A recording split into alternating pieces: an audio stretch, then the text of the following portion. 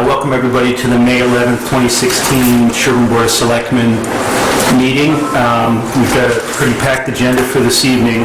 I'm going to read a remote participation notice. Mark Brandon will be participating remotely because he is out of state and on unavoidable travel in accordance with the Town of Sherborn Board of Selectmen policy on remote participation.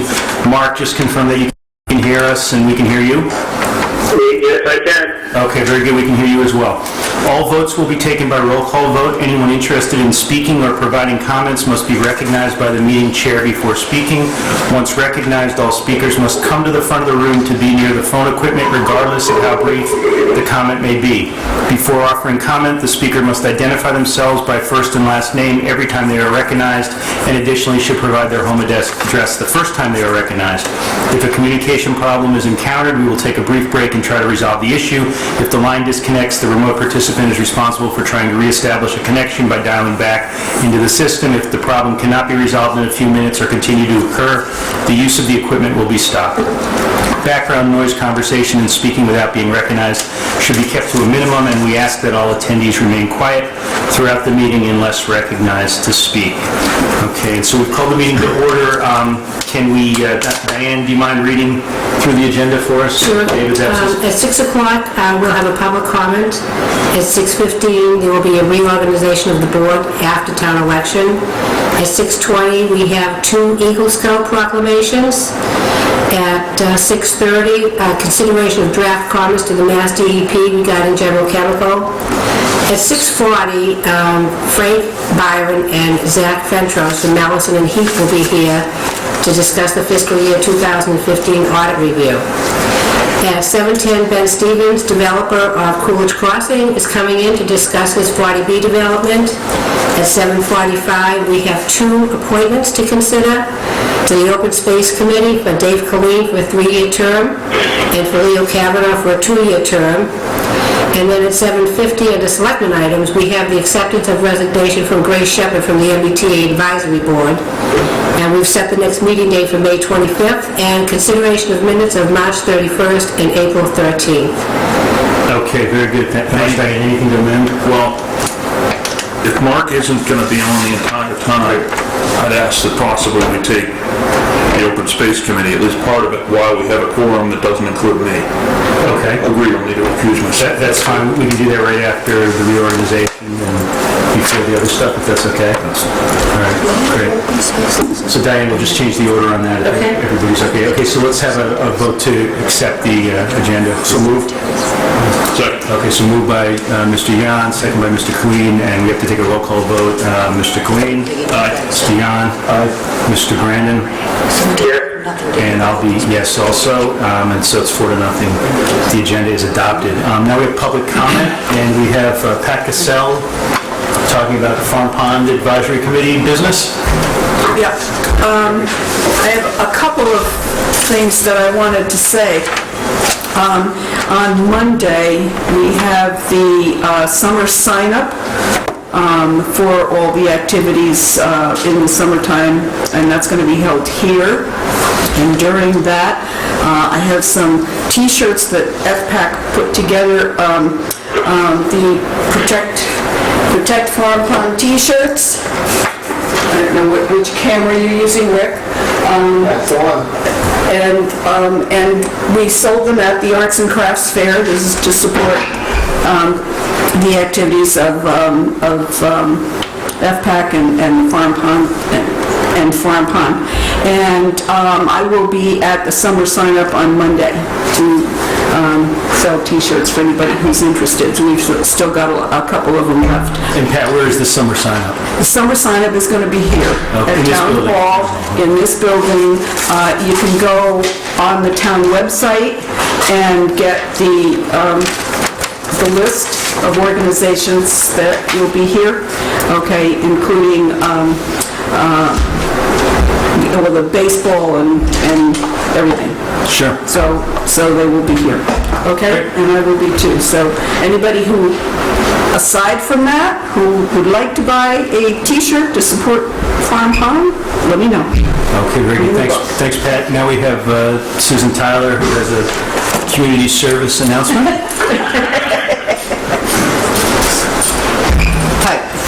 I'd like to apologize for my appearance, but the Sherborn Business Association last year was very kind in giving me a grant so that I can clean all our veteran stones.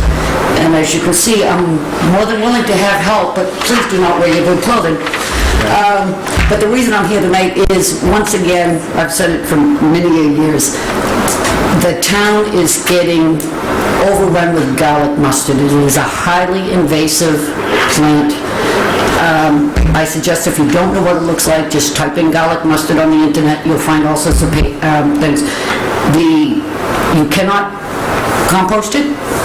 You can't, it will, the seeds will remain for 5 years in the ground. So it is the one thing the DEP will allow you to bag and throw down in the trash and get rid of it. And it's everywhere. I know you have it, you got it on your street, it's everywhere. And it's just going down the way. So it's very easy to pull up people. Thank you. Thank you. All right, and Sean, you wanted to do a community service announcement too? Yeah, I just wanted to mention one more time, this Saturday is the firefighters barbecue at the community center. The tickets are still for sale.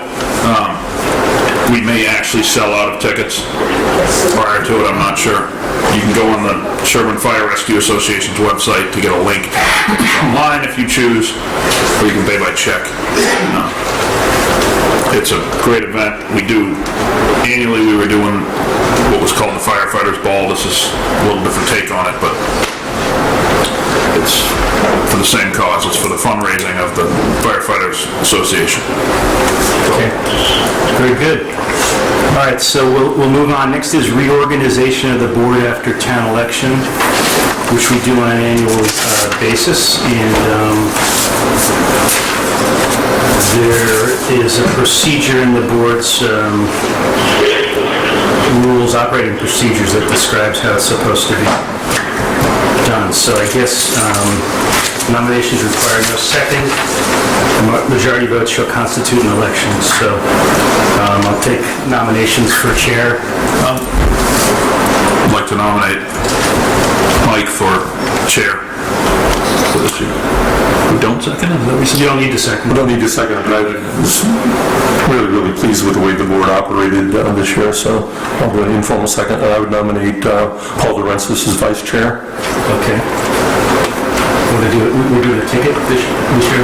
However you want to do it, Mr. Chair. Okay, that's fine. Okay, so we have two nominations out there that don't require seconds. Are there any further nominations? I'd like to nominate Chuck for secretary. Okay, so we have a slate. Excellent. All right, so we have three positions nominated. I'll do a roll call vote now. Mr. Coyne. Aye. Mr. Yan. Aye. Mr. Brandon. Yes. And I'll be yes also, and so we are reorganized. And nobody has to swap any seats, but Chuck now has to do all the hard work of being the clerk. The scrivener. Okay, great.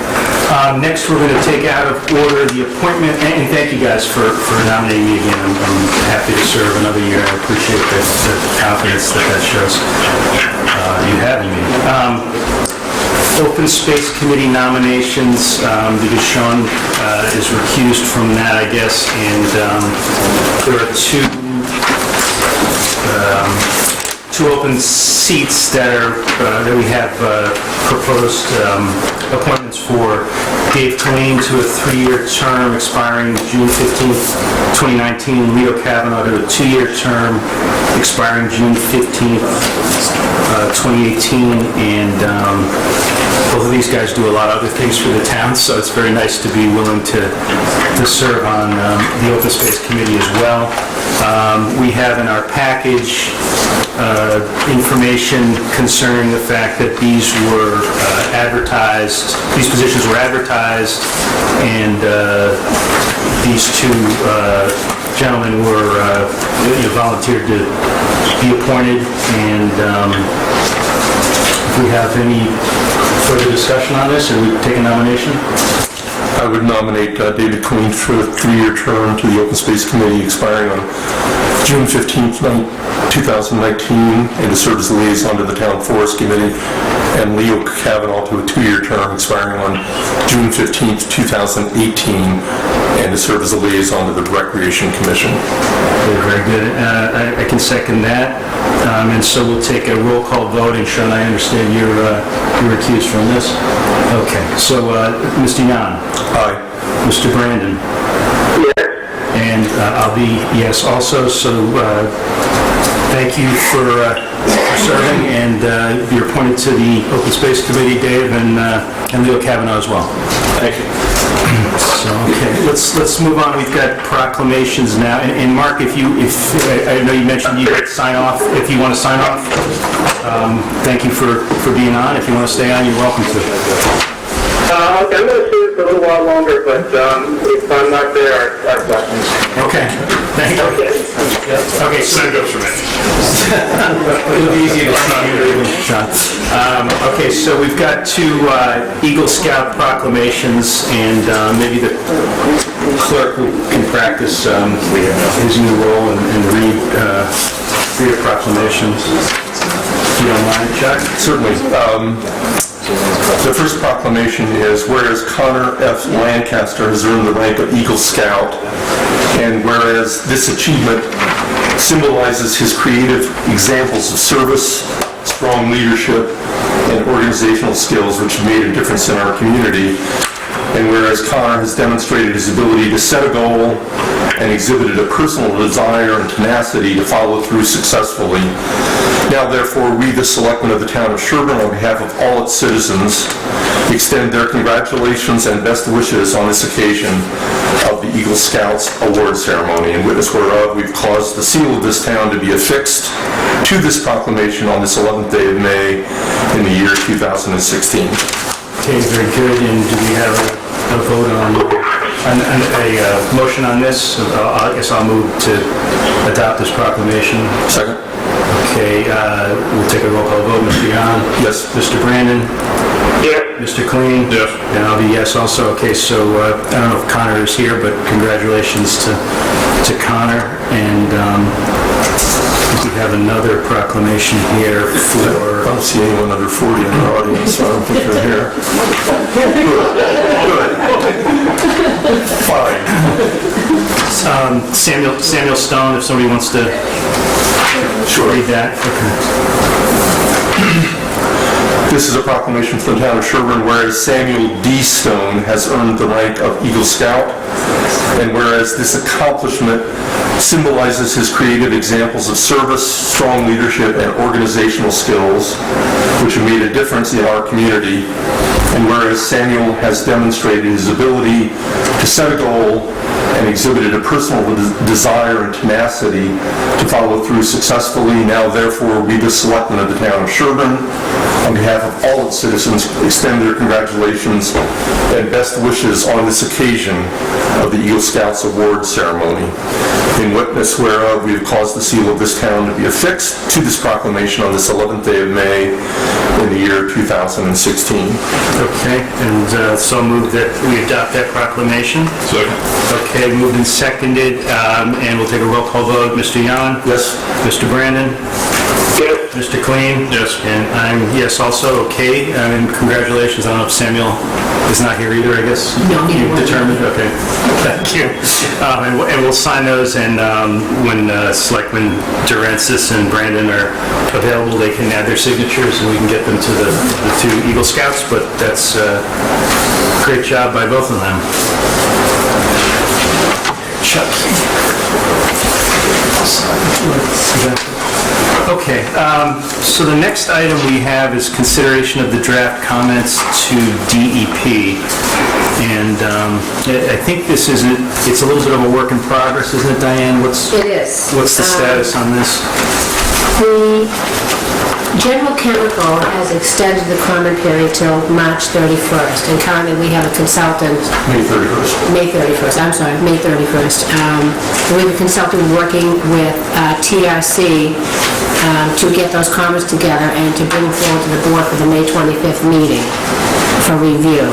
And that's the where we are right now. And we've got a draft in our package, but it's, I guess, It's in very because draft form. And because it's being worked through by David Williams In conjunction with Ethan Masco. with Ethan. And so Yeah. David has asked us if we have any Additional comments, either as a comments group or individually, to to get send them over to David, and we'll get them off to Ethan. And I don't know if anybody had any particular comments on this. One thing I noticed was the consultant has recommended that one of the comments, comment 4, be unique to Framingham because it's discussion of thermal treatment. But I thought we had a presentation here of thermal treatment and thought that that would be helpful from the standpoint of our interest as well. Even though it's not going to take place necessarily in Sherborn, it would still be something that helps to arrest the migration of the contamination. So I'm not sure why that's a unique comment for Framingham. I spent a fair amount of time reviewing the letter, and there's nobody from TRC here, is there? No, not tonight. The technical comments are terrific. They're really quite good. The major comments, the overview, the advocacy pieces, there are a number of changes, just things to, I'll give them to David and incorporate them. But the specific technical comments are terrific. They're really quite helpful from page 7 on. I have a fair number of changes prior to that, though, in the, I'll call it the advocacy section of the letter. Okay. But it's so early, I think it's easy, would be a better process just to give them to Dave and have him incorporate them rather than go through them. So can we do that, Diane? We'll get David comments individually over the next week, and if he has something for us on the Okay, can you make sure 20th. that you copy me on it Copy so I you. can make sure that it keeps moving forward? Yeah, and then at our next meeting, if we could have a revised draft that we can actually adopt. I actually asked Ethan today, he was in the office, and I asked him for the comments a week before your meeting, so you Great. have time to sit and review it, and then if they're ready at last minute, we can make those changes before the 25th. Okay, so we would need to get our comments, today's the 11th, so a week before that is the 18th, so we'd have to really get our comments in the next couple of days today. Yeah. Okay, all right. And if not, then we'll just push it up a little. And Mike, next question. Yeah, please, Mark. Diane, have we solicited comments from all the other boards that might be interested in this? I'm not aware of any comments coming through from Conservation or Board of Health, but I will check on that tomorrow. Has Roger seen this, Roger Delmar? I think he has, because I've seen him copied on many of these emails, so I think he has been making some comments, and maybe Darrell too. I'll check tomorrow. Okay, that would be good. I mean, Double check and make sure. There's no reason not to spread this far and wide, get everybody in the conversation. Okay, I'll do that tomorrow. Yeah, and TRC Thank you. Thanks, Mark. TRC did a very nice job incorporating comments from, or referencing comments from the town of Framingham and the town of Natick and the MWRA, so it's a very effective combination of comments that are relevant to Sherborn as well. Right.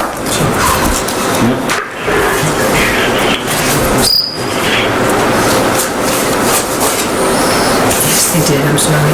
They did. Anything else on this? Marion, you've got a question? Yes, if I Great. may. Please. I haven't seen the report, so I can't speak to that, but I'm wondering if the DEP should be made aware of the possibility of a major housing development adjacent to the aqueduct area.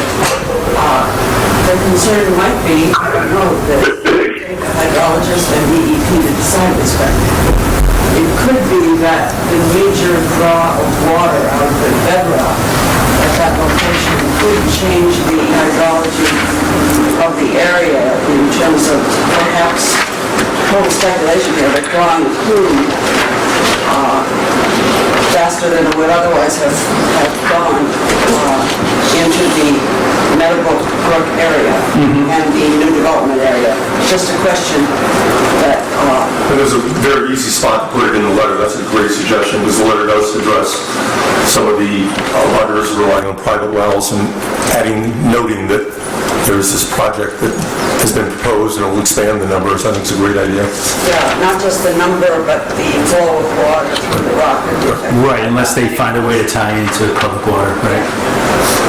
So, that's a great suggestion. Any other suggestions, questions, comments on this? Yes, sir. You got to say your name if you could. Sure, I'm Peter McStravick. I reside at 21 Meadowbrook Road in Sherborn. More of a question really as opposed to a recommendation, and that's our home, we volunteered to have it tested in December. Results came back fine, but I don't feel like I have a sense of what the results of my neighbor's wells were and whether a determination has been made as to where the plume actually is, whether it's progressing or not. Is there a centralized repository for all of this stuff that the town is maintaining? We get periodic letters trying to update us, but I welcome an update on where that information will be found so that we can stay updated. Sure, Dan, do we have a repository? The library is the repository for Sherborn Library. Okay, so there's no online availability of the information that's being gathered? Is it? I think there's a website as well. Mike, can I jump in here? Yeah, please, Mark. I think the library repository is all the materials that are coming from the general chemical consultant, I forget the name at the moment. I think anything we generated, I'm not sure if Diane has that been sent over there. No, I haven't sent anything over, and I don't believe that David has either. You know what? Go I ahead. think we have to go through and make sure that everything we've done is not coming from them and also coming there as well. If you want to leave Diane with your email address, there have been a number of different documents that we've received or that have circulated within the different town boards, and she can identify those and get them to you. Thank you. It'd be great. All right, we're a little ahead of schedule here, but I think that's probably okay. If there's no more on general chemical, we can talk about the audit review, and I would introduce Frank Byron and Zach Fentruss of Melanson and Heath. Those are the town's auditors. Thank you, gentlemen, for coming in.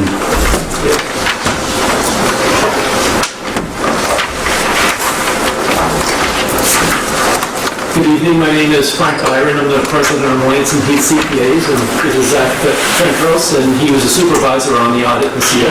And he's under 40. Closing in on third. This evening, I'd like to walk through the highlights of the June 30, 2015 financial statements. So hopefully you have two documents in front of you, the financial statements and the management letter. There are a number of issues to discuss this evening. I'd like to begin with the financial statements though, and I'll walk through some of the highlights. So if you could turn your attention to the first page of the financial statements after the table of contents, and this is the independent auditor's report. This is what we would call a clean opinion. In our opinion, these financial statements are materially in accordance with generally accepted accounting principles. So that is the best opinion you can receive from an audit.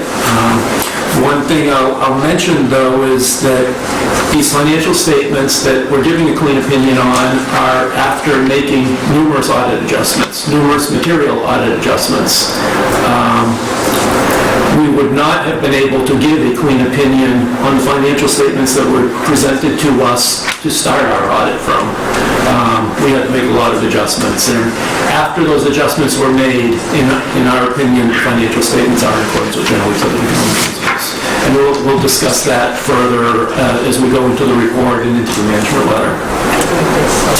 After the independent auditor's opinion, beginning on page 3, there's a section of the financial statements that's called the management discussion and analysis. And it goes on for pages 3 through 9, and the intention of these pages is to be a narrative overview of the results of operations. So what it attempts to do is put into words what the numbers say in the financial statements. Whether the town had an operating surplus or not, it discusses some of the budgetary issues of the town, capital assets, long-term debt, things like that. What I would like to do though is skip beyond this narrative, go right to those number pages, and I'll be discussing really the same information that's included in this section. So that would take us to page 10. Page 10 is the statement of net position, and what this page does is it consolidates all of the town's funds into one column, and they're presented on what's called the accrual basis of accounting. Wait, hang on one So we have second. the management letter, I'm not sure we have what you're... You do not have the financial statements? I don't believe we have that in front of us. I mean, we had them, but I don't think we have it in our package right now. I don't know where Diane Well, got to. it's, No, that's not something that we have in this package in front of us. I know Diane would definitely have copies. Oh, sure she has them, I think they just didn't make the way. We have them in this package. But not, we haven't. No, we got them. Here, can I give you mine? No, I'm right there. Yeah, okay. You got them. These should be in the package, because that's what they're talking about. Thank you. Excellent. Thanks, Diane, for jumping on that. All right, sorry about that. No, that's We're fine. on page 10. I'm on you page said? 10. Yep, okay, good. Thank you. So what I was saying, page 10 is called the statement of net position. It consolidates all of the funds into one column, and the funds that are being consolidated are your general fund, special revenue fund, capital projects, trust funds. They're all consolidated and presented on the accrual basis of accounting, which is the same basis of accounting that a business would follow. This is the only page in the financial statements that reports long-term assets and long-term liabilities. The long-term assets, you'll see, if you look in the middle of the page and you see the total of $40,919,702, if you look like 2 and 3 numbers above that, you'll see $10,082,000 and $17,490,000. Those are the capital assets of the town. One of those, the first of them, are the ones that are not being depreciated, which includes land, which doesn't get depreciated, as well as construction in progress.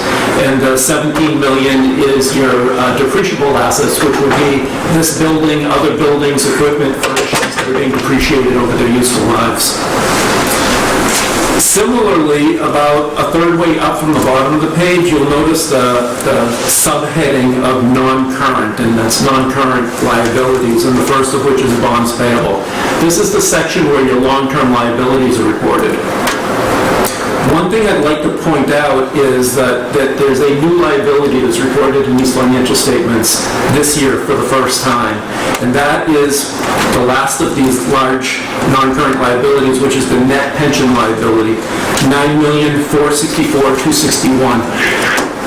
There's a new accounting pronouncement that's called the Government Accounting Standards Board Statement Number 68, otherwise known as GASB 68, which has been talked about for many years, and it was applicable for fiscal year 2015. And what it requires is that the town and all towns report their proportionate share of the pension liability. So this is, in your case, your share of the Middlesex County Retirement System liability. So for the first time, your financial statements are reporting this liability. The information was always presented in your financial statements in the footnote disclosures, but now it's actually presented right on the face of your financial statements.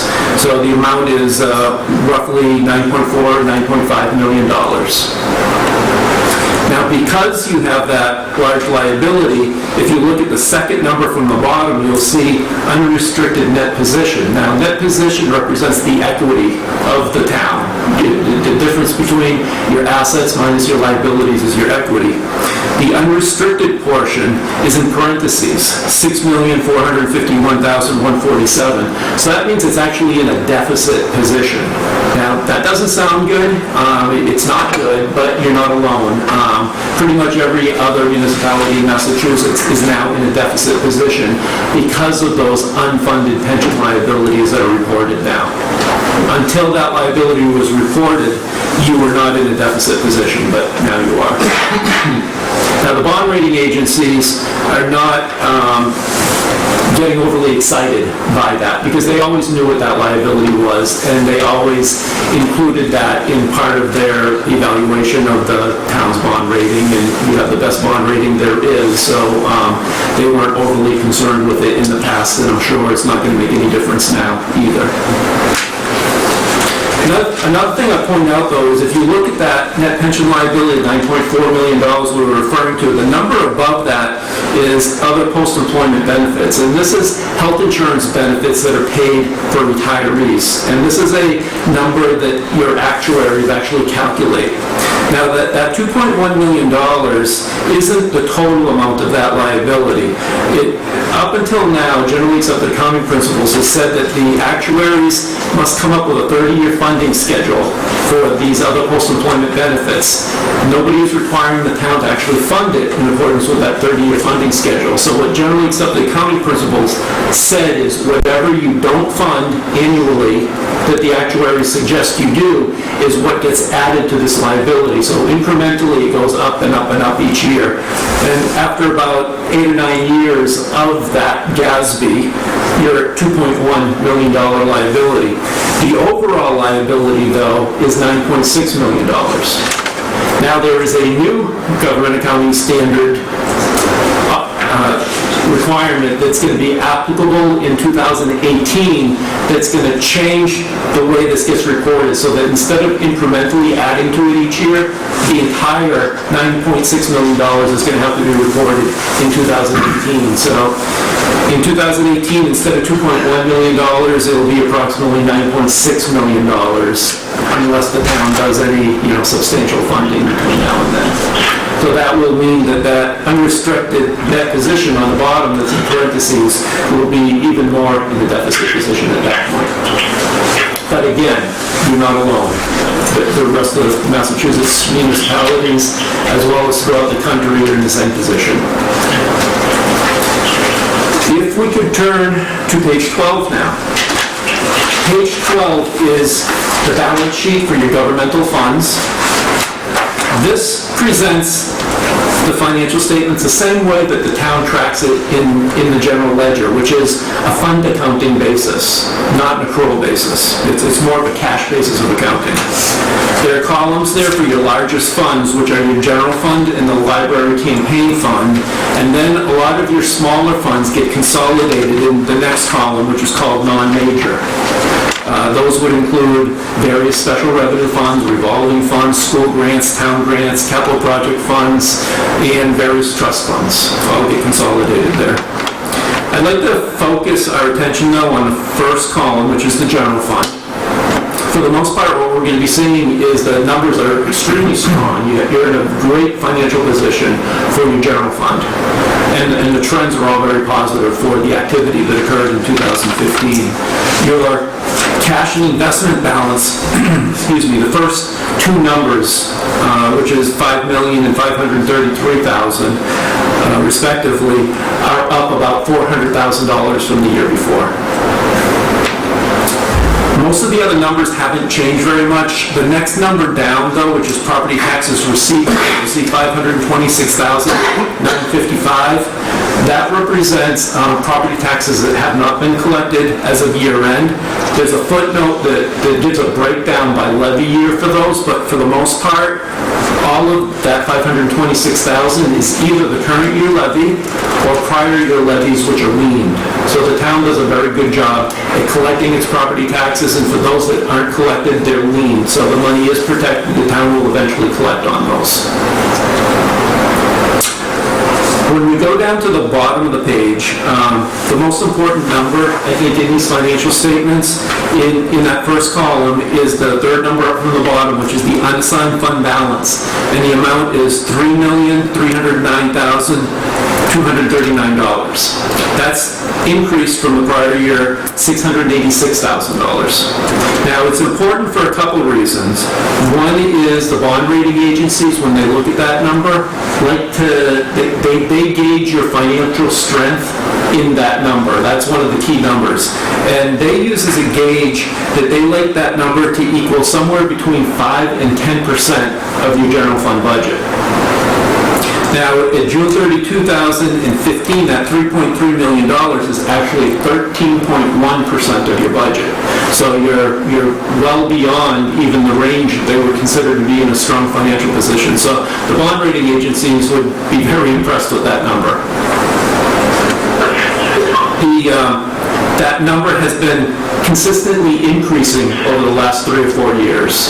Back 4 years ago, it was under $2 million, and now it's at $3.3 million. Now, one thing I'll point out is there's actually two components in there.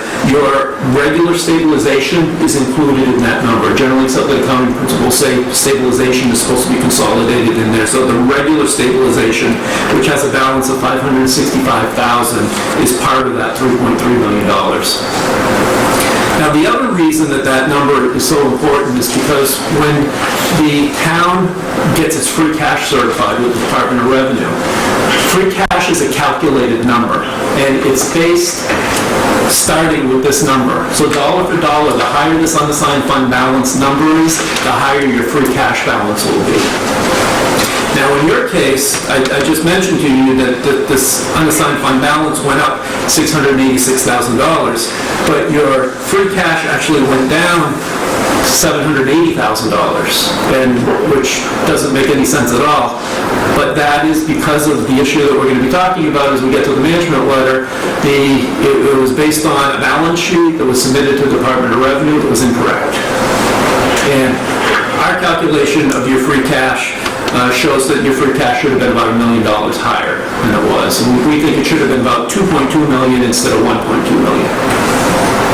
And that number is important also because the bond rating agencies look at that number. They want to see some consistency, not just in the unassigned fund balance, but also in your free cash. And in your case, your unassigned fund balance has consistently been going up, and like I said, it's in a very strong financial position.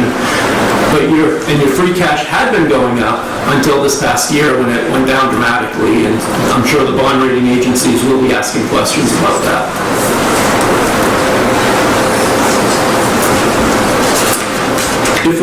If we could turn to page 16, which is the budget versus actual page for your general fund.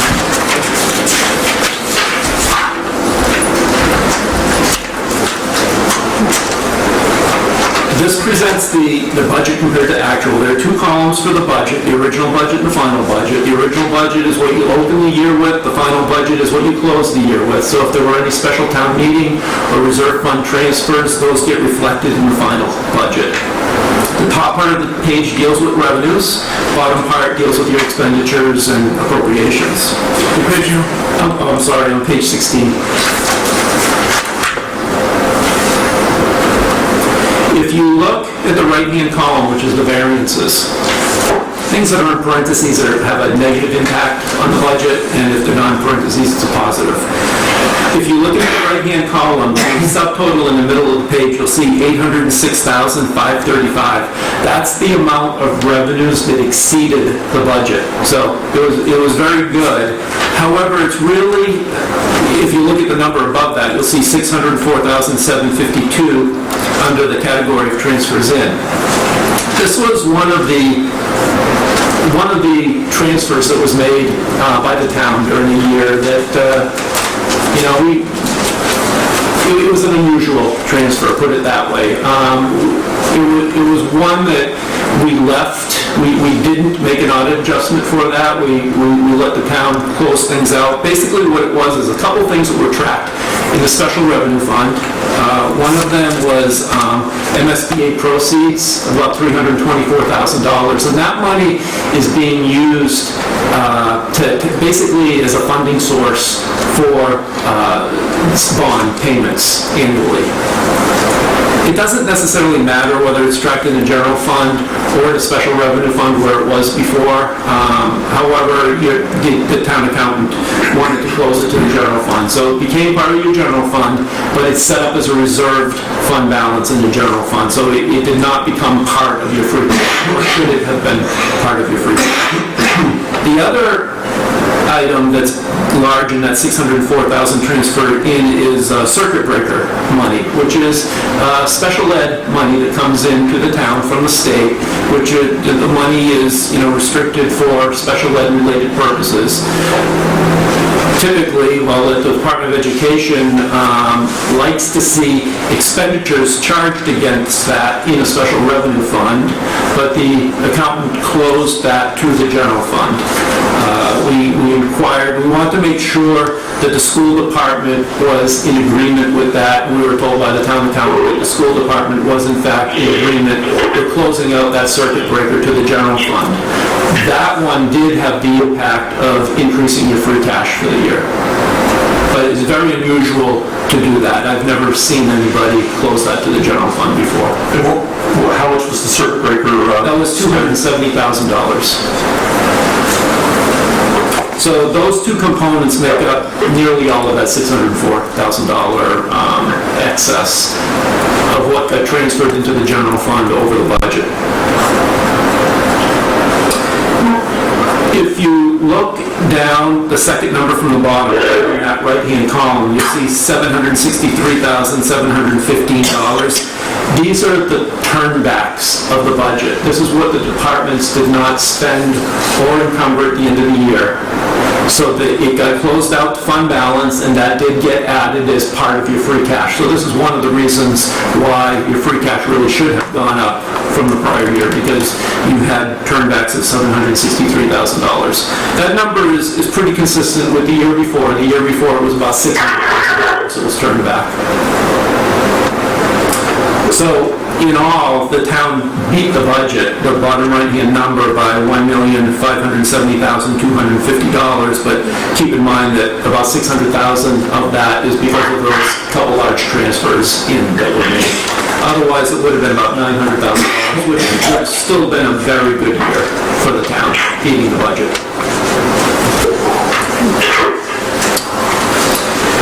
The last page in these financial statements I'd like you to turn to is page 18. And this is a new fund for the town in 2015. It's called the Other Post-Employment Benefit Trust. Back in 2010, the town authorized to establish an irrevocable trust for the other post-employment benefits, but it took until 2015 to actually fund it. The town did have money in a OPEB stabilization fund, but stabilization funds do not qualify to go into a trust fund like this. Dollar for dollar, whatever goes into this irrevocable trust fund reduces that overall liability the town has for that OPEB liability that the actuaries calculate. So in 2015, $300,000 went into this. That was the initial transfer in that occurred, and I believe there remains the OPEB stabilization with another $327,000 at June 30, 2015. So that summarizes the financial statement. So the numbers are very strong. Your general fund surplus, your operating results for the year were very good, and I believe the bond rating agencies again would say that the town is in a very strong financial position, which would reinforce the great bond rating that you have right now. Thank you. Any questions on the financials before I go to management letter? I had a quick question about the opinion letter. Sure. Are you opining that we're in compliance not only with GAAP, but also the Massachusetts Uniform Municipal Accounting System, or is the opinion letter limited to GAAP compliance? It's GAAP compliance, but it's really both. The town is, these financial statements are in compliance with the Mass general laws and the Mass Uniform Municipal Accounting System. Because the opinion letter was vague on that point. It said that we're right in accordance with accounting principles generally accepted, none of them capped. So right, and that's GAAP or that's typical though. That is what municipal audit opinions would read. The Massachusetts municipal accounting system really is in accordance with generally accepted accounting principles. So you could almost say they're the same system. Thank you.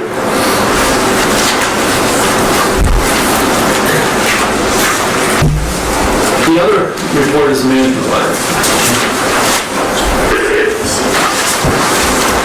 In the management letter, we have one current year issue, and it's an issue that we're calling a material weakness. I don't believe the town has ever had a material weakness before. And we're also following up on some prior year municipal letter comments. None of those were considered to be material weaknesses. If you could turn your attention to the first page after the table of contents, and I would just like to read for you the definition of what a material weakness is. And it's in the third paragraph. It's the page that has our letterhead in the upper right-hand corner. So in that third paragraph, go down 4 lines to the sentence that begins, a material weakness is a deficiency or a combination of deficiencies in internal control such that there is a reasonable possibility that a material misstatement of the entity's financial statements will not be prevented or detected and corrected in a timely manner. And in our opinion, that's exactly what happened this past year. There were what we would consider to be multiple material weaknesses, multiple errors in your financial statement that were material, that had to be reversed and corrected during the course of the audit. Those issues are discussed on page 3, which is the current year recommendation, which is the material weakness, and it's titled Improved Condition of the General Ledger. The numbers that were provided to us, which were the general ledger numbers, the town's general ledger is the main accounting records of the town. And the purpose of the general ledger, it contains control accounts such as cash, receivables, that are proven to what other departments have. The treasurer maintains the detail of the cash balance, the collector detail of receivable balances, and so on. When we perform our audit, that's the starting point of our audit. We download all of the information from the town's general ledger into our trial balance information and perform the audit of the general ledger. We had significant difficulties this year trying to unravel the journal entries that were made. There were many journal entries that were made to the general ledger that were incorrect. But it took a lot of analysis to figure out what was happening. And even then, I don't think everything was figured out. We reached a point a couple months ago that we got close enough, put it that way, to put closure to the audit.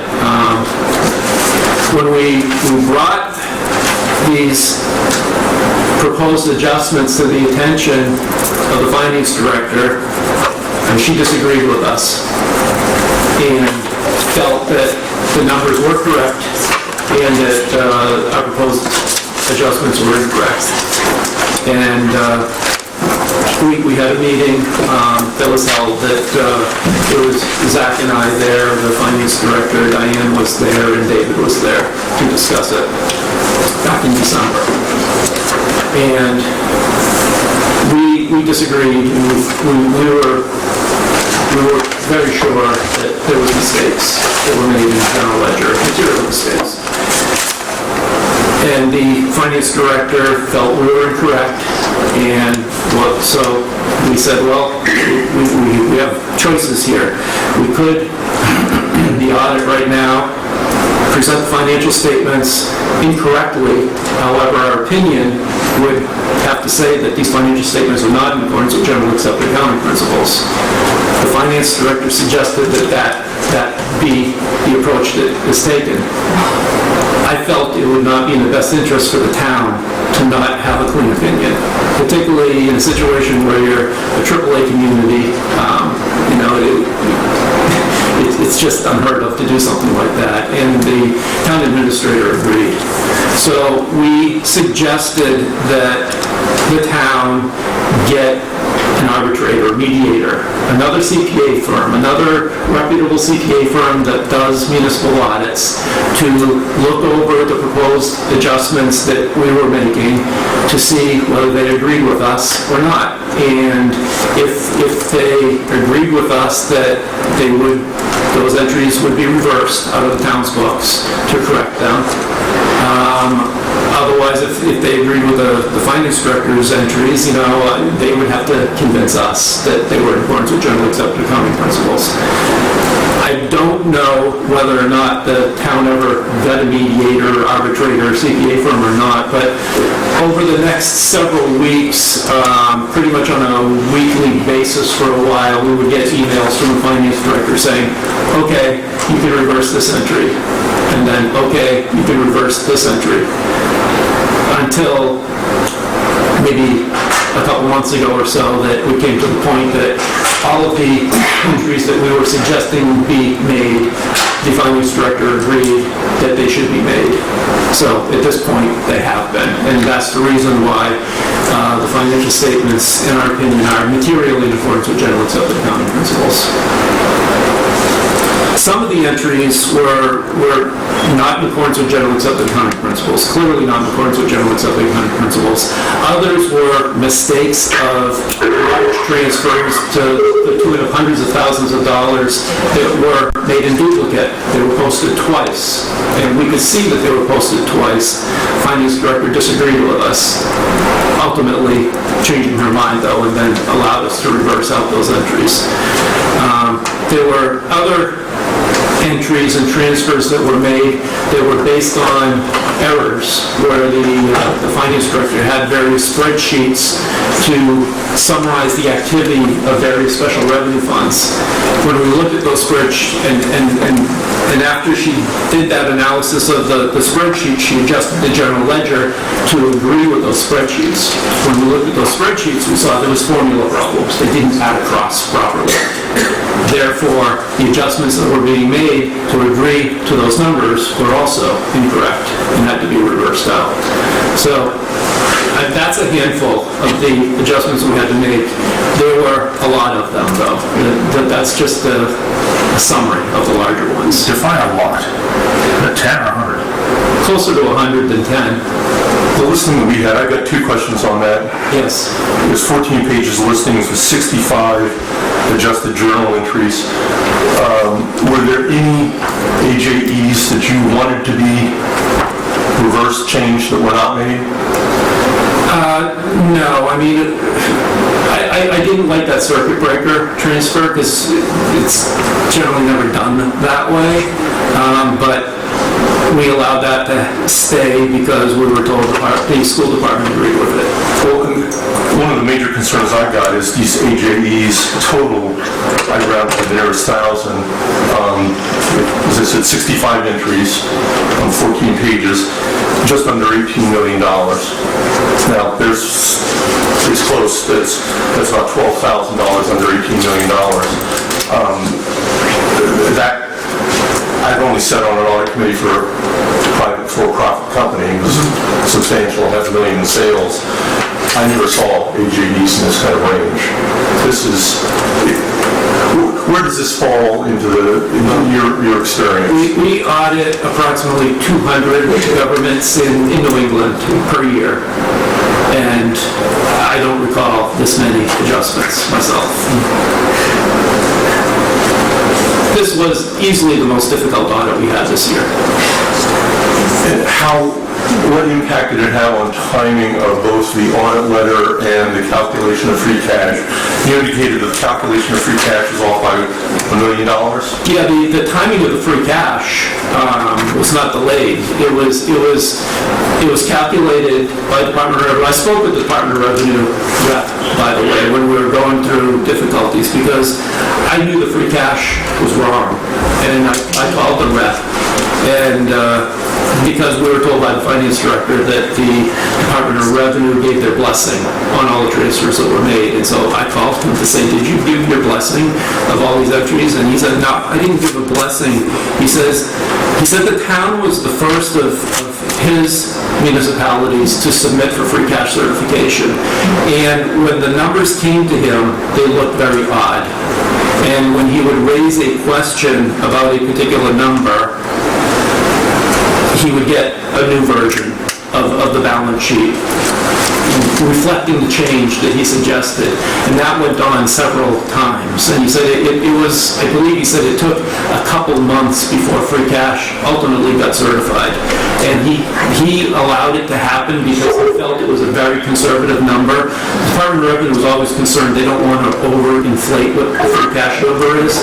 And obviously it wasn't overinflated, it was way underinflated by what I think about $1 million or so. So I guess my point is, it did not delay your free cash certification. However, it's a wrong number that was certified. The audit was delayed, I'd say 5 or 6 months because of this process. I can give you more specific dates if you'd like, or more specific timeline if you'd like on how the audit went. Can you, for lay people, including me, can you summarize briefly, I know you could probably go on for a couple of hours, the impact of free cash, what effect it has on the town's finances? Well, free cash is an available funding source. The town historically does not spend a lot of its free cash. You're probably at a point now that it's, the real number is built up to a balance that, you probably could use some of that as a funding source, either to reduce the tax rate or to use as a funding source for capital items, or it's available for really any purpose that the town wants to use it for. And a real importance, though, is the bond rating agencies who pay close attention to that. They like to see some consistency in that number, and you certainly are lacking that consistency this year. In a year where you had positive operating results, your free cash went down significantly. And like I said before, that's going to require some explanation to the bond rating agencies. They will certainly be asking about that. Anything more? Can I ask a question? Yeah, please, Mark. These adjustments, are they all the result of policy changes that we made in the last year or so, or are they the result of things that have accumulated over many years prior to that? No, neither of those situations. They're not a result of policy changes. They're not a result of errors or anything that was in the financial statements. The prior year financial statements and the condition of the town's accounting records wasn't bad. It was pretty good. It wasn't perfect, but it was a lot better than it was in 2015. Yeah, Mark, a lot of it was reconciling transfers, but some of it was correcting double entries, some of it was correcting spreadsheet formula, calculation errors, and I'm trying to remember, there's some other recurring. Yeah, there was a lot of issues relating to transfers between funds, and there was situations where the accounting records were showing, like into the OPEB stabilization fund, it was showing duplicate transfers going into that fund, but it wasn't showing transfers coming out from other places. So the transfers in were not offsetting with transfers out, which makes absolutely no sense.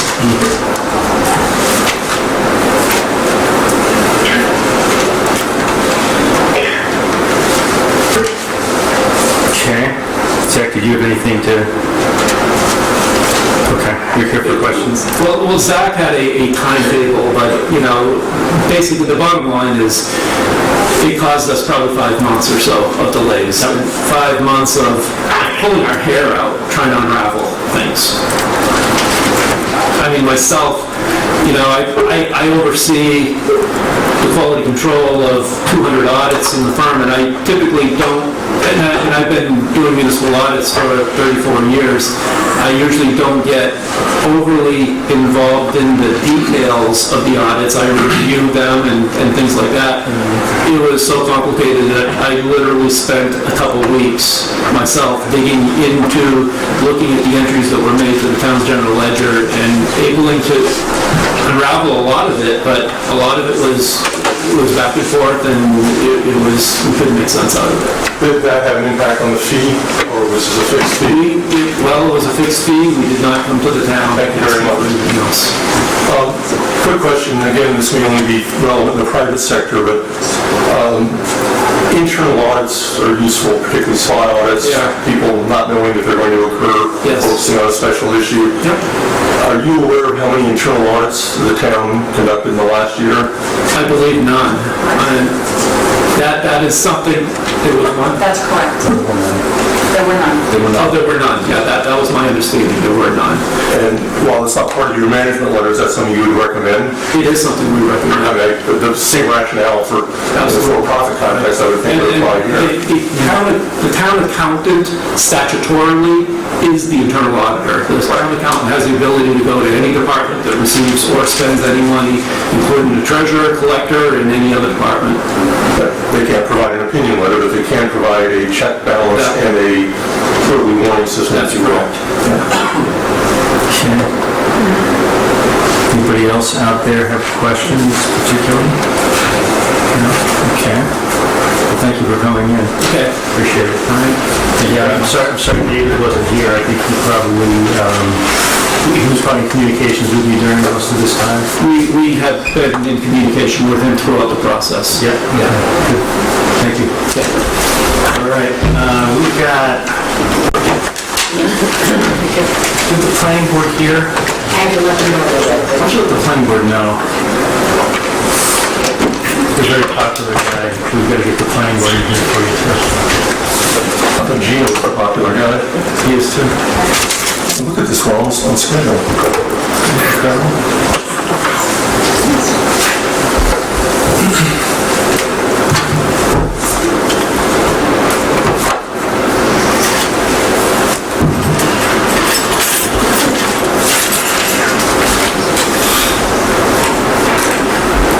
You still there, Mark? I'm still there. All right.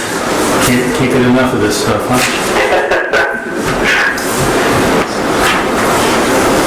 Is there anything else we can do while we're waiting for the, I'm sure there's anything particular we can do. We can do a resignation request from the advisory board. You want to make a motion? Language. We've received an email from Grace Shepherd resigning from the MBTA advisory board. I would move the board of selectmen accept that resignation. I'll second that. Okay, moved and seconded. We'll take a roll call vote. Mr. Yan? Yes. Mr. Queen? Yes. Mr. Brandon? Yes. And I'm yes. Okay, great. And with thanks for her long service on that board. We'll reluctantly accept that resignation. So, is the, They're coming in. coming in? Okay. Players like it when you're on time. You know, this is good.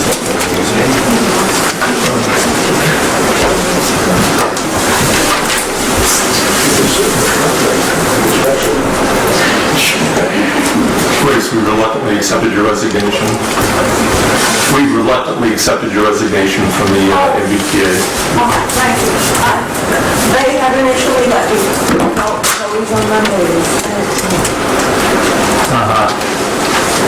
Thank you anyway for all the time you spent. The truth of the matter is, we have in reviewing the team's legislation, they basically masqueraded as the advisory. At the one meeting I went to that, they talked about that, and I realized they didn't have any power anymore. But they're not ready to call it quits. All right, so we've got the planning board here now, and we've got Ben Stevens here, and thanks for coming in. I guess, Ben, you asked to come in and talk to us about, Mark, everything okay?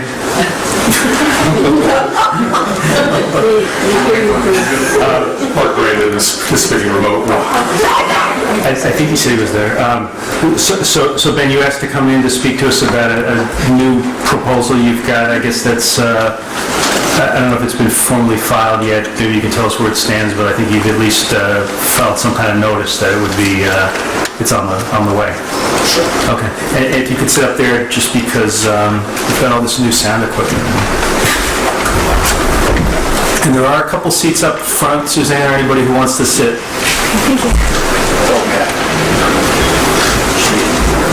Peter, thank you, Mr. Chair.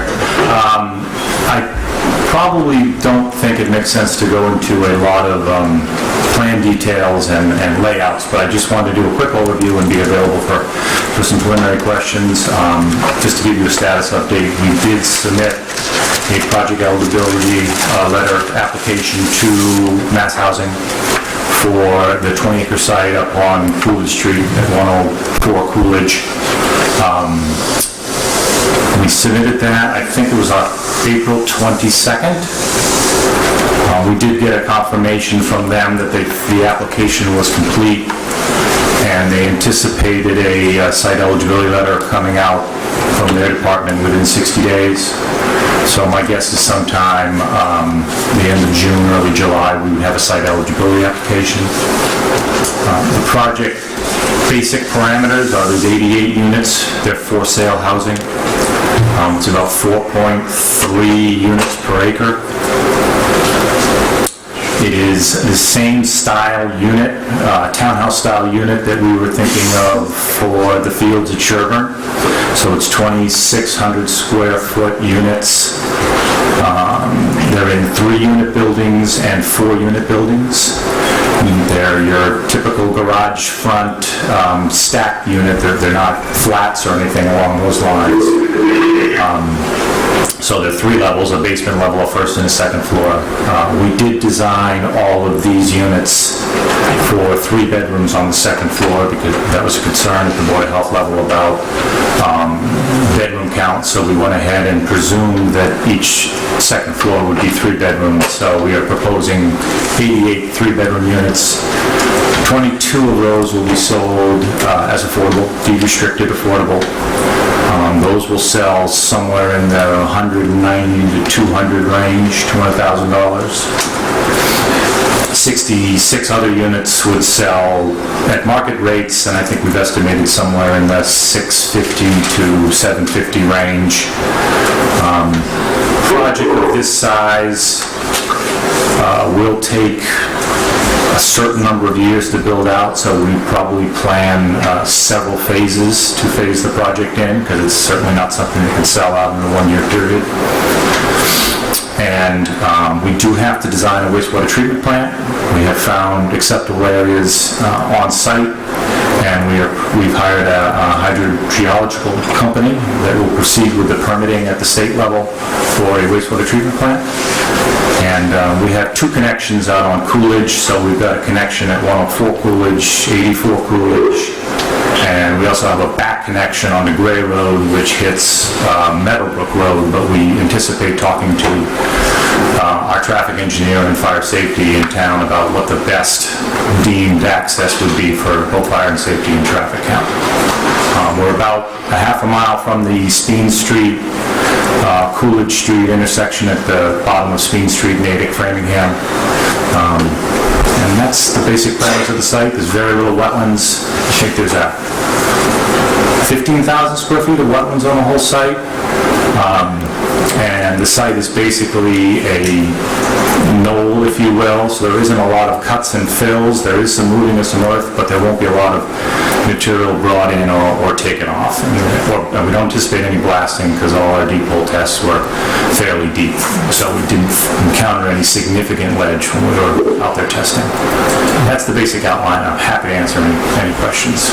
Okay, great. Anybody up here on the board have questions? I had a question about, the application for the 40B eligibility approval listed 0.87 acres of wetlands. I was not there for the walkthrough, although I have walked the area. That surprised me. That seemed low. Are you comfortable with that figure? Yeah, we had a wetland scientist out 2 springs ago with the previous agent for the town.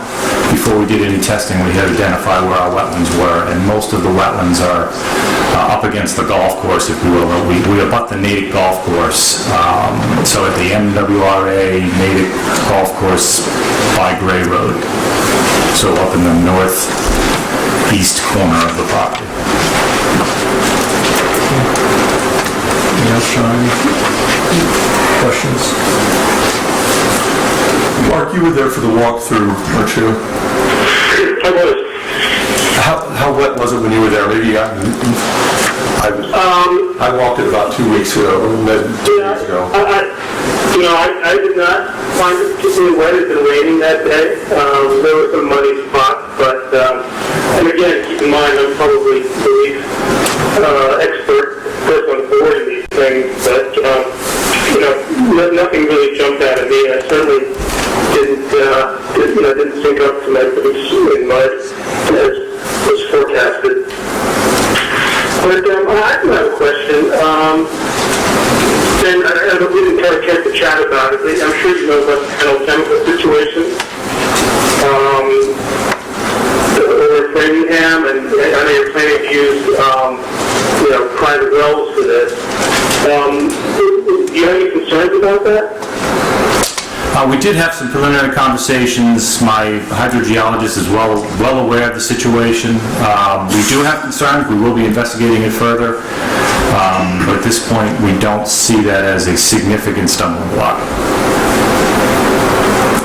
And your land purchase is contingent upon a kind of water quality? No, it is not.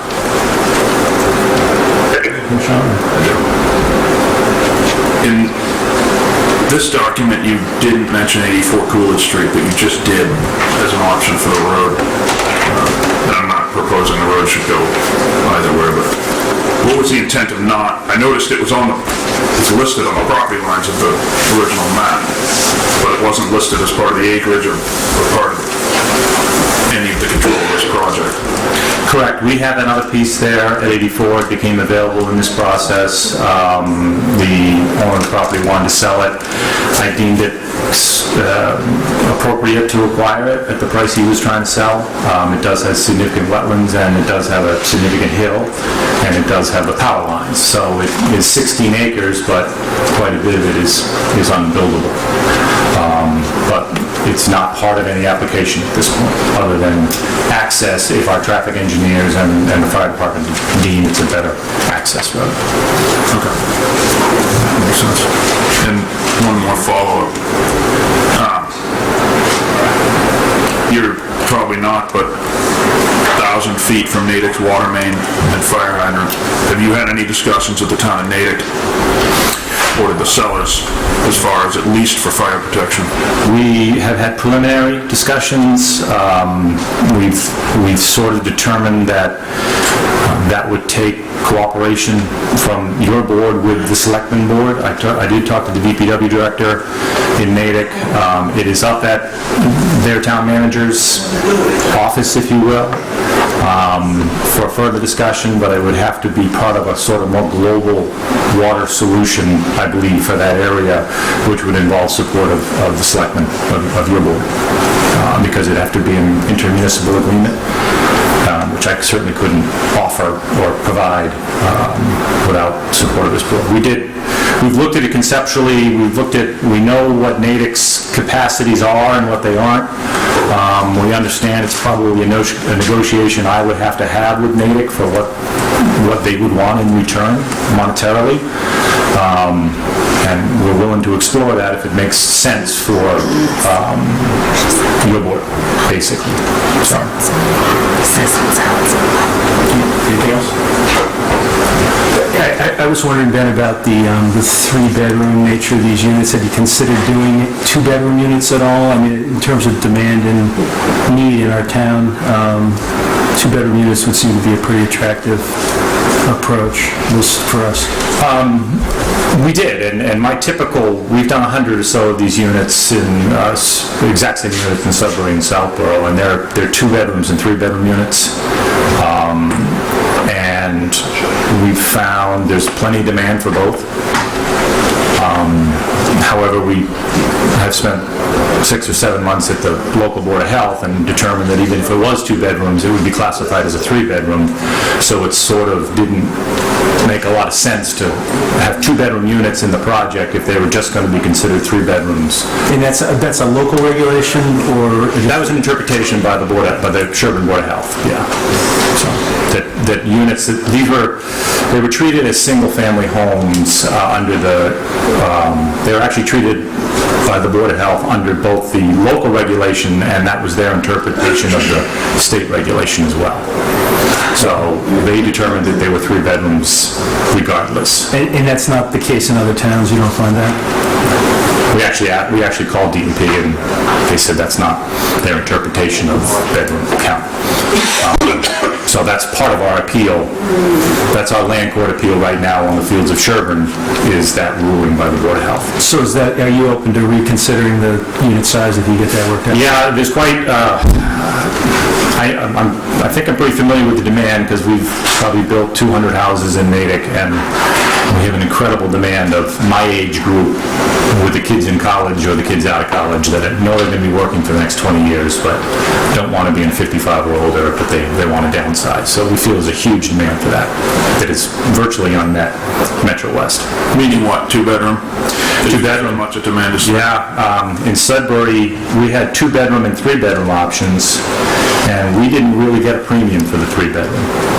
We had more, we built 670 units in Sudbury, and we had 30 kids collectively in those projects, and we had a mixture of 2s and 3s. So we had less than a half a child per unit in those projects, because there were a lot of folks my age. So but the folks who wouldn't buy in a 55 or older project didn't feel they were ready for a 55 or older project. So we feel like it's strong. And we also have, younger folks who don't have kids, single people, people who work in town and they want a smaller place than a full. We got a lot of divorced dads too, who needed a bedroom, but their kids lived in town in another house. Right. What's the square footage of the 2-bedroom units? They're both 2,600 square feet. It has to do with how we allocate the space on the second floor, whether it gets closed into a bedroom or remains open as a loft. So. But you'll be permitting those under the state wastewater treatment plant regulations, Right, yeah. so maybe the local interpretation really doesn't matter? There is. We'll still have to talk, if we do wells, that will play into the bedroom count will come into it. We're open for reasonable discussion. We see value with both the 2 bedrooms and the 3 bedrooms. So. And in an earlier discussion at one point, I know you had mentioned rental units. Are you considering rentals at all for these, or are these definitely going to be for sale units? We did a analysis, and this is a very nice piece of land on like 84, which I don't think is as marketable, 84 Coolidge. And the problem without town water, the economics of building a rental unit, which really shouldn't be any bigger than 1,000 feet or 1,200 square feet, because if you make it 2,000 square feet, you're not going to get any more rent for it.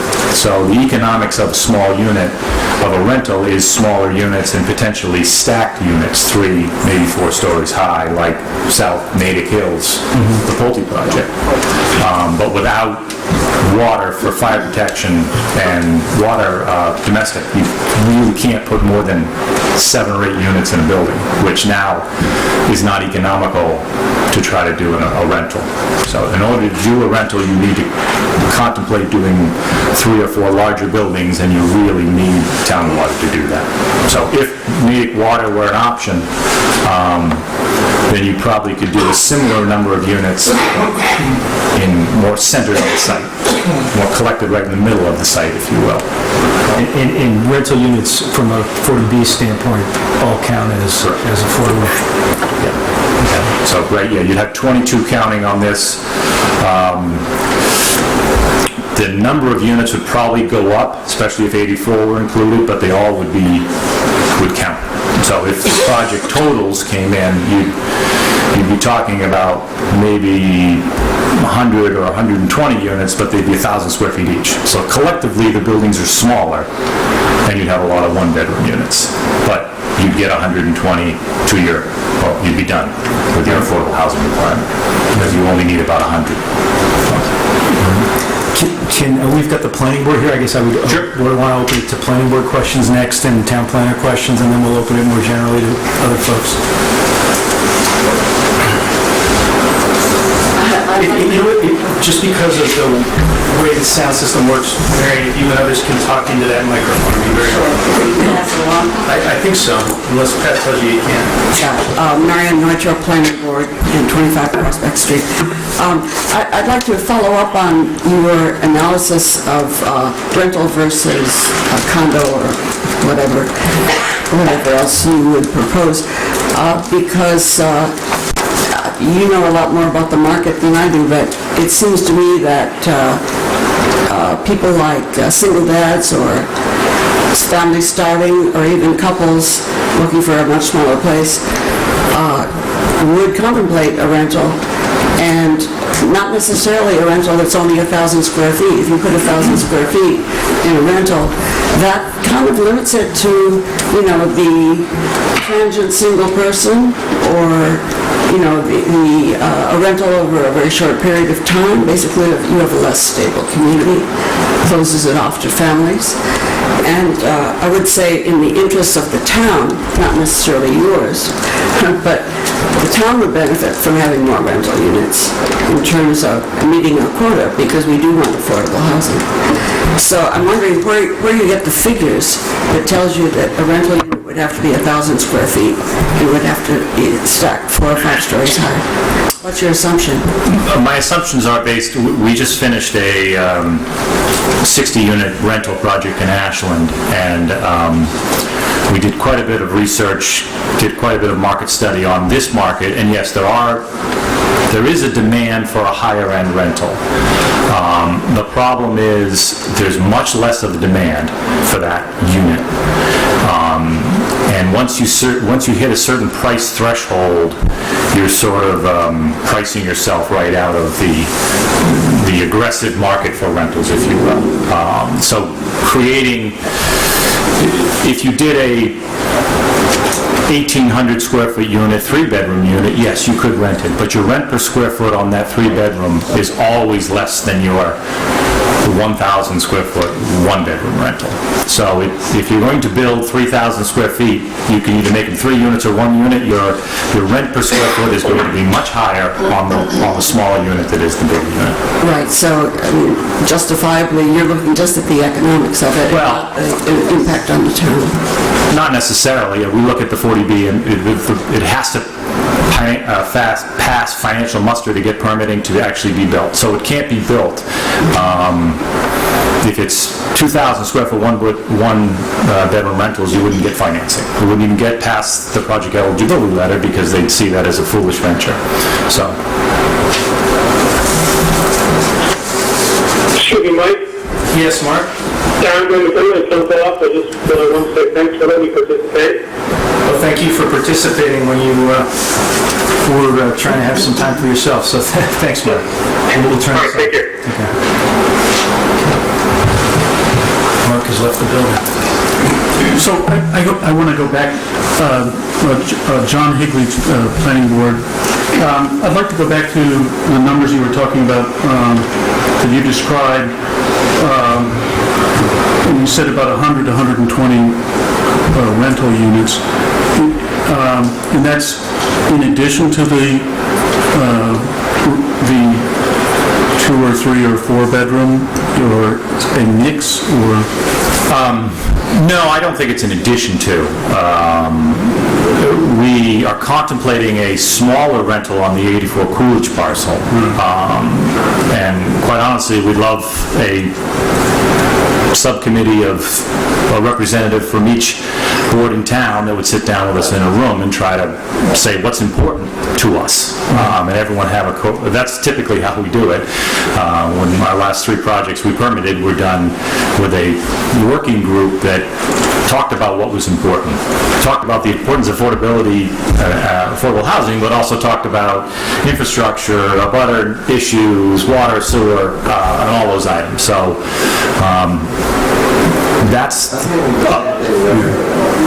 that's the approach we like to take. We have to present to either Mass Housing or MHP, Mass Housing Partnership, which is generally the rental side of Mass Housing, a financially viable project. And if it's part rental and part sale, because the town feels like it wants to satisfy its affordable housing option, but also create some feeder, I call them feeder housing, some of those residents who move in for 5 years and then buy a house because the second kid came along and they don't want to be in a townhouse anymore. That's what we're finding in our Sudbury projects is the minute one is in middle school or the minute the second one goes to school, they jump to a house in town. But I can't make that decision for the town, and I can't. My last project, I kind of bounced between a lot of different boards telling me a lot of different things. So I'm happy to work with anyone on this particular project because I think it's a good location for this, and I think we can work hard to make the neighbors happy about it. I'm not happy, but not upset about it, I should say, but it takes work. We've talked about this, forming the same type of board or committee for that purpose, so I think it's a good idea. Sorry, could I follow up a little bit? Sure. Yeah, in the best of all possible worlds, the heads of the boards would sit together with you and talk about the options, and I think that's a great way to go. So if that were the case, would you consider backing off of the 40B approach and doing instead, say, a very nice cluster housing of higher-end residences that would preserve more of the open space? Because it's very beautiful open space.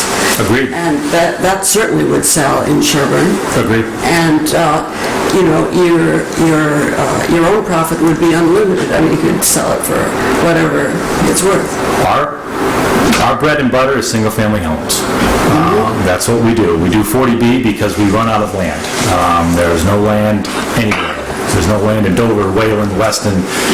Sherborn is the only town that has 10-acre parcels, and you have a lot of 10-acre parcels. And I've been looking in Norfolk and Medfield and Carlisle and Concord, and you're the only town that has 10-acre parcels. So have you considered a We did. cluster open space subdivision? We did, and we went in and we attempted to perk the land, and the water table, according to the Sherborn regulations, was too high, so we couldn't do single-family homes there. There are some flexible ways of doing single-family homes, but I stress the word flexible is in there, which means common sewer systems, sewer lines in a street, in a subdivision road, maintained by a private organization. I mean, there's multiple ways of doing this, but it takes a lot of cooperation amongst boards. And quite honestly, in our first process, we didn't feel like there was a chance of doing anything that didn't follow a very straight line. So we decided it wasn't a prudent development strategy. Right, but, I'm not sure that all the boards had a chance to talk to each other early on, and I think that should happen this time. I'm a big proponent of, as a developer, if you care about my 2 cents, people have no problem paying for their own roadway systems, so there's no reason why subdivision roads have to be so stringent. Grace, you might have to just get up and go to the table, I think. We did the project 1 mile up the road in Natick called Hunter's Lane. We just sold the 24th house for $1.3 million, and they're on 15,000 square foot lots. People don't want land, and they will pay for their own roadway maintenance system in today's world. So cluster developments are ideal. Small lots, wide open. When people come to Sherborn, they generally are looking for some open space, and we are looking to preserve some open space. Understood. So in working with this town, it would be, much more attractive. No, and what I'm saying is, if you have a 20-acre parcel where you could do 14 houses, put those 14 houses on 5 acres, and then preserve the other 15. So I think this kind of illustrates the need to get different boards together, because I'm sure there's a lot of different opinions about whether the town wants affordable housing or they want more open space. I mean, I think there's a lot of support for affordable housing or a denser project as well that would actually take care of some of our affordable housing needs in our state mandate, and maybe take some pressure off of other open space in other locations. Grace, you had a comment. I just wanted to say that the Town Center Options Committee, in looking for ways of supporting the town center, had been looking at a step system kind of sewer. And it sounded to me as if that's what one of the things you were describing. I'm not sure, was it a wastewater treatment plant? Or was No. It's septic tanks are individual with, all come together in a common septic field. Correct, yeah, it's, you can, up to 10,000 gallons, which is Exactly. 20 homes, you can do a Exactly. shared system. And this is something that's done in other parts of the United States very successfully, but it's not something that New England is totally familiar with, though there are parts of New England that use it also. And so the committee has been studying it, and it seems to me our timing is off. But that if you look at your options and what are best for the town and its sense of self, it's something like that, which would be helpful. So I would love to see us create a committee of committees and start the conversation like that. You should chair it. No. Let's try, Sean. Okay, so, and recognizing for everybody that this is not a hearing and there's not a proposal in front of the town and we've got a limited amount of time, I do want to open it up, if Ben's amenable, to more questions from folks who aren't on planning or the Board of Selectmen. I just would ask that people go one at a time and listen to the answers and try to be productive going around the room and giving everybody a chance to talk. Did you have any comments about Gino first? Oh, Gino, yes, good point. Did you have anything, Gino, to add? I'm all set for right now. Okay, great, thanks. So does anybody have any questions for Mr. Stevens? Yes, and you got to say your name and probably come up there and talk into the microphone, please. Karen Lane, 15 Meadowbrook Road. Is there any proposed access through Meadowbrook Road?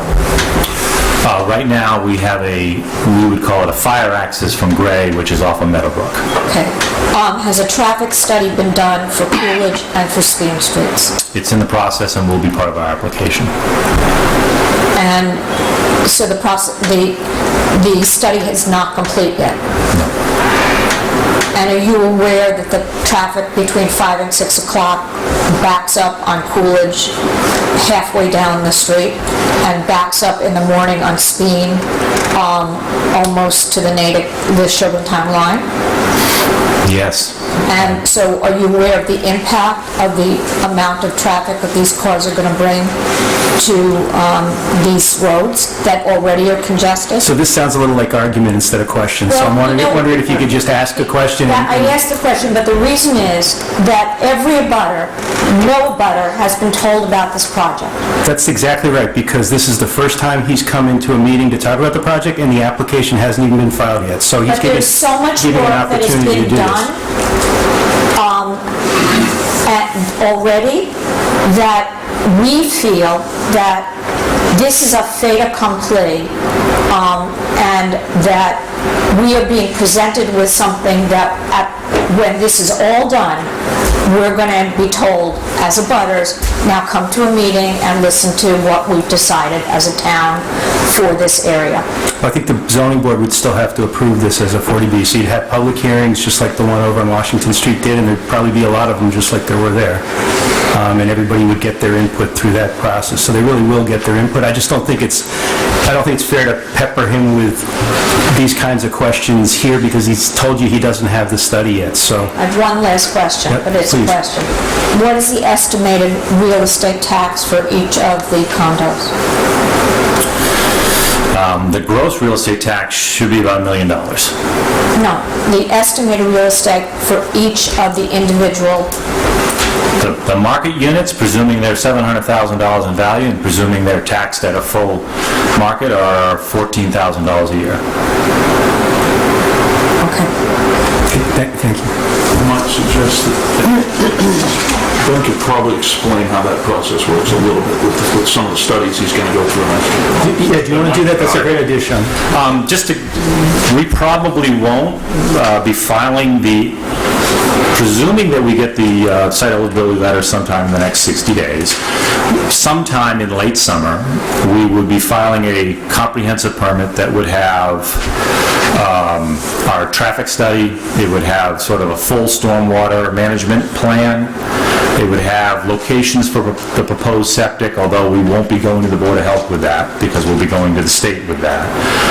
It'll have locations of all the roadways, site distances, landscaping plan.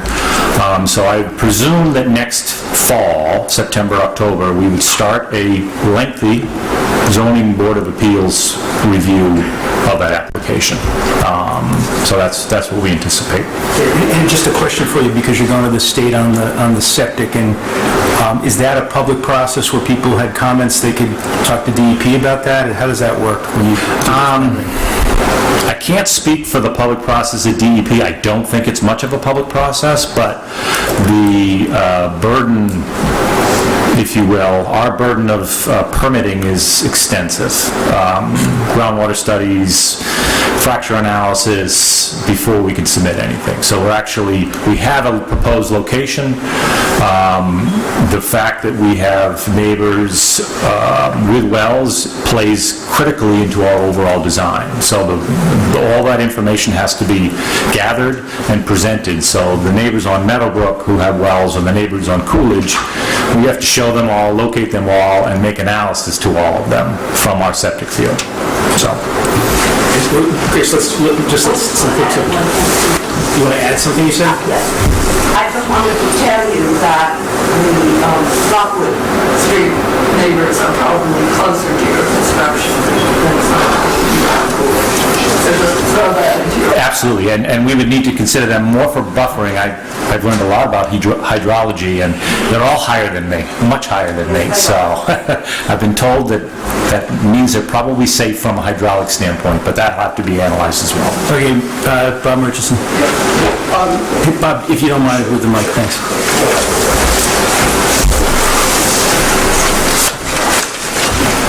So, if you could just give us an idea. Bob, could you identify yourself? Bob Murchison, Lake Street.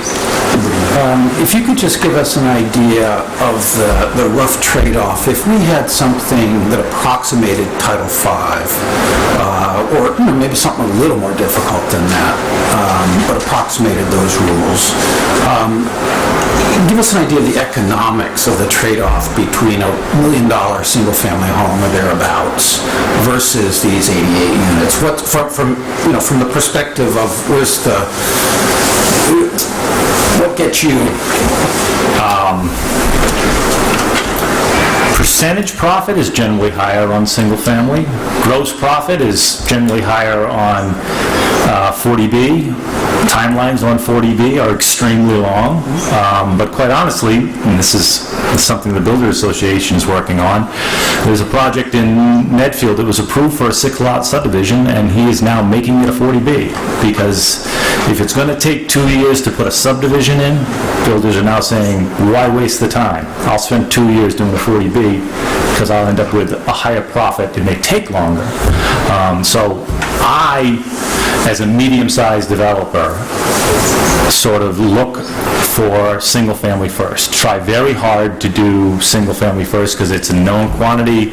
It's something you can look at today and know you're going to sell in a year to 18 months. When you look at land for 40B, you're talking about 3, 4, 5, 6-year timelines before you start and you finish. So it's a different game.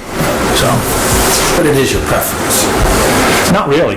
We always go first for single-family. No, that's Yes, exactly. We always try to do single-family first. So. Thank you. Any other questions, sir? Yes, just come on up and... While he's walking up there, to clarify, you could not do single-family on that property right now? Because of the water offset at the Board of Health regulation. 5 foot to groundwater? No, it's the 5 foot from natural surface, so not a Title V regulation, but a local regulation. Neil Kessler, Page Farm Road. Just a couple quick questions, and if you stated this in the beginning, I apologize if I missed it. But so are you doing private septics or are you doing wastewater treatment? Wastewater treatment. Yeah. And then the other question is you said you're going straight to the state for the Title V. Is that because it's a wastewater treatment? Correct. Okay, that's all. Thank you. Great. Yes. And I'm sorry. Thanks.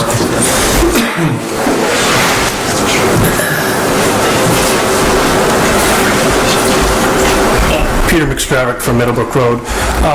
Curious about what the implications would be, Mr. Stevens, if the homes don't sell for the predicted range there between $650 and $750. And I'll provide you with some context. My wife and I own our house on Meadowbrook Road. We did not pay that amount for a full acre and a 4-bedroom home only 5 years ago, right? So I'm just curious, what would be the implications to you, and I guess to the town as well, if the units don't sell for that proposed price range? I don't know. I haven't had that happen because generally you, as a developer, adjust yourself to the market. You understand the market before you start, and if it means the amenities aren't to a certain, if you're working in a $500,000 to $600,000 range and the expectation is X number of square feet, then you might bring your amenities back down. You might make less profit. There's really no alternative. I built one of them right through 2006 to 2010, and it was painful. We didn't make a penny, but what choice do you have? You're not going to sell anything at that point. So generally, you can try to be very smart about your market that you're targeting. Try to get the right price point and the right product, and know who your market is, mostly. Okay, all right, thank you. Other questions? We've got a lot of folks out there who might have things on their mind at this stage. Do I see a hand? Okay, I'm sorry. Yes, thanks. And just identify yourself if you could, please. Kathy Horrigan-Dye. I live at 102 Coolidge Street. The first thing public comments are open until May 19th, so anyone in the room or anyone watching can make public comments to Jessica Malcolm at Mass Housing. Her email address is jmalcolm@masshousing.com. It's a public, it's open to anyone, I think in Sherborn or maybe any town. McStravick mentioned exactly what I was thinking. Whitney Farms, as far as I can tell, is not selling. It should be a concern to you because I think those units are 700, 750, 800, and they're basically languishing. So we have units that aren't selling, and now you're proposing building more units that, if I were to spend $700,000 or $750,000, I don't want to live in a development of 88 units. I'm going to go buy a single-family home in Sherborn, and there are plenty of them. So I guess that would be one thing that I'd be concerned about. The other thing I'd like to mention is just the wetlands. People were asking, or I think Mark Grandin was mentioning that he didn't see any wetlands. It's not his expertise, and I'm sure the wetlands group will come out officially. But I do live at 102. I am very familiar with the property, and I actually had one of the top experts in the state on my property yesterday, and she did find quite a bit of wetlands bordering 104 Coolidge.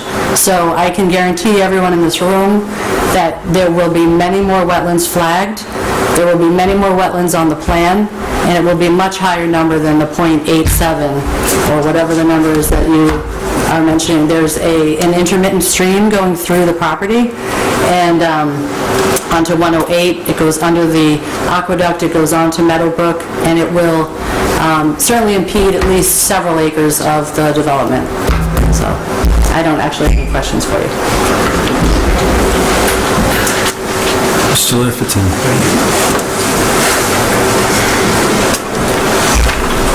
Peter Lifferton, Doppingbrook Road. What I've heard tonight is that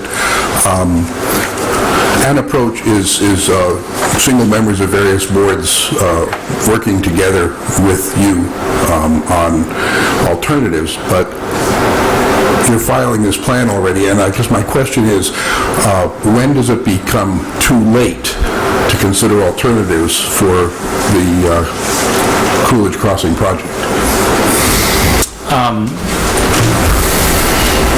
It's never too late. there just ends up being more economic factors. As the farther I'm into the project, obviously the more I've spent. And the harder it is to achieve return when you're, $500,000 into engineering and site work, and you're, so the land price that I paid was based upon single-family homes. So I went into the project and got the land under agreement based upon single-family homes, but the more we spend on engineering, the farther it is to turn it around. The harder it is to turn it around, because you're committed to a bunch of costs that you can't return on a smaller project. And on that multi-board type group, you said you tried that in other towns. What's the timing on that? Is that before you file your application, or is it during the process? How does that work? Well, some boards have and it's hard because with the size of Sherborn, you don't have as many town folks, employees who can generally speak for their boards or closely speak for their boards. But there can be, for example, in Sudbury has a very similar wetland restriction, but how do I say this? They knew their rights were slightly limited by the 40B process, but they decided there was a certain feature they wanted, a nitrogen reduction, that they said, okay, we're okay with the disturbance up to 10 feet away from the wetlands, but we want a nitrogen enhancement system because that's more important to that's what we deem more important to the overall health. And they told me about that right up front. So we knew that they weren't going to just fight me on every local regulation, but they thought this was the one thing they thought was important to the project. So we put it in. But that was just having conversations with each board, and a lot of towns have an affordable housing committee, which can sometimes act as a funnel for this information, knowing that they have a horse in the race because they want to see affordable housing, but they know they have to work through their Board of Health and their zoning board and their planning board to make sure that, in general, the project is acceptable. So. I think, we've got, Marion, why don't you go, and then with this gentleman here, and then... Yeah, I just want to follow up on your point, which I think is an important one for us going forward, maybe not for this project, but for what might happen in the future. You said right up front. What was right up front for you? When you first come to the town, there's nothing to prevent the chairs of the various boards you're talking about, Board of Health, Concom, boards that are going to be involved eventually, to get together right up front. Correct. Yep. And that didn't happen here. No. So I'd like to know, how in other towns, how that exactly was triggered. We'll have a meeting. Some towns have a full-time health agent who's in the building. So you talk to him, and he might say, well, this is a waiver, this is a waiver, this is a waiver, but let me know, I know the board, and this is not going to be as important as this. Or if we're willing to think about that waiver, if it means you can move this unit 30 more feet away from your neighbor. So it's a little bit of a horse trading, if you will. My question was a little different from that. Okay. I'd like to know, what we need really is putting heads together at a higher level than that. Correct. What's the plan what is best for the town? What can we negotiate with you about that might work better for the town and therefore make your path more easy, actually, toward getting a project done? For example, I mentioned cluster housing. If you didn't want to do a 40B, if you could save a tremendous amount of money in the long run on infrastructure with a different kind of single-family house, or a different kind of we could talk about that. But I don't think it's at the level of specific regulations. We'd have to work through that too. Okay, you had a question to follow up? It's a short one, so we'll walk slower than the question. As a resident of Middlebrook Road, I'm curious, how is Access Road defined exactly? Is that a road that residents of the proposed units would have access to and therefore come down Middlebrook, or is it one much like Pine Hill that is only restricted for emergency vehicles?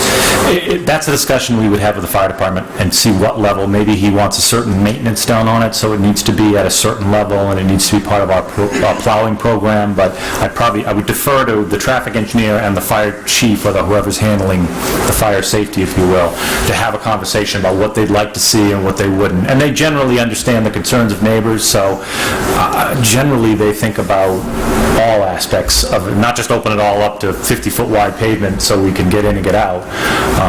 And I've found that working in this town so far, they've been very cooperative and informative on roadway turnarounds, where we want the hydrants, where this should be, where that should be. They work very well with us. So. Sure, and just to clarify then, so the term access road in and of itself refers to a road that wouldn't be used for public use, but for special vehicles? That was our assumption, that it would not be a public road. Okay, all right, thank you.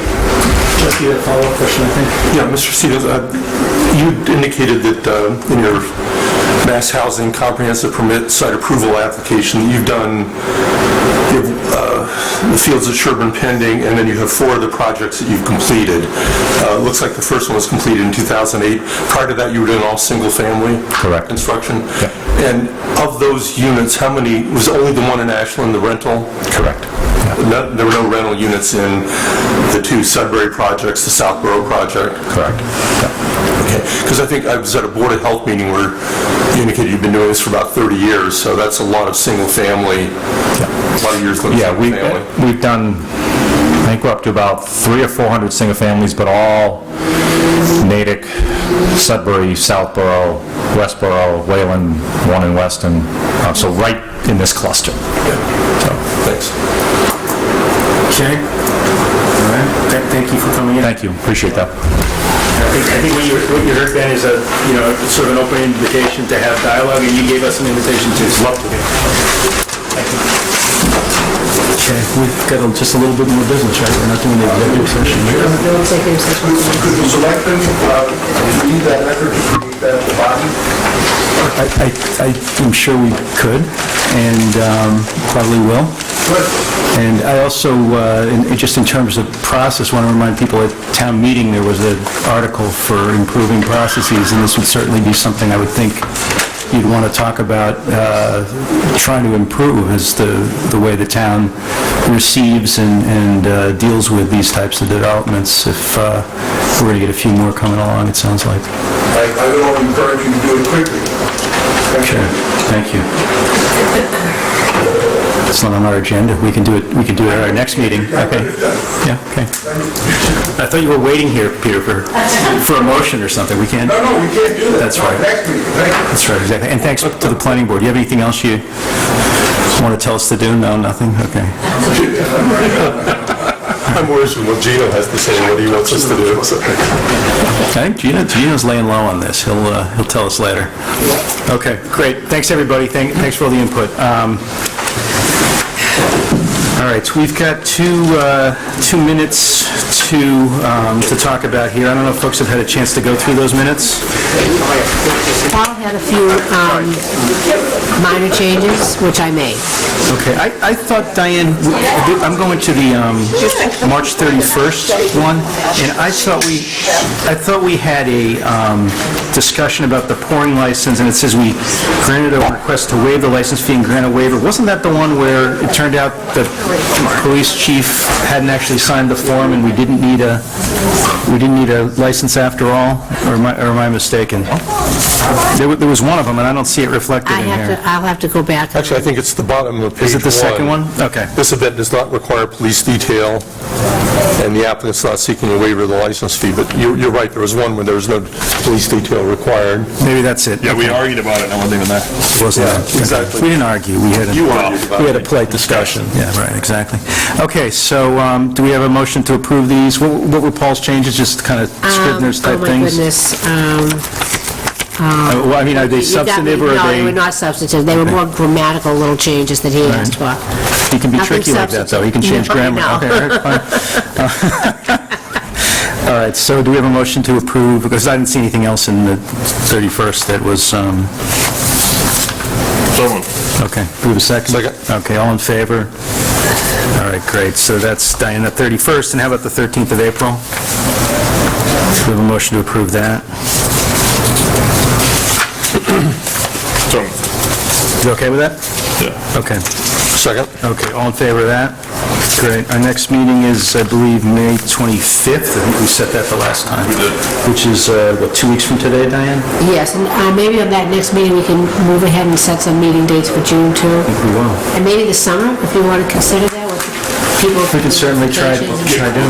I'm sure we got all 5 here to make that. Oh, we won't. Well, Mark won't Mark won't be be. here. All right, but I think he's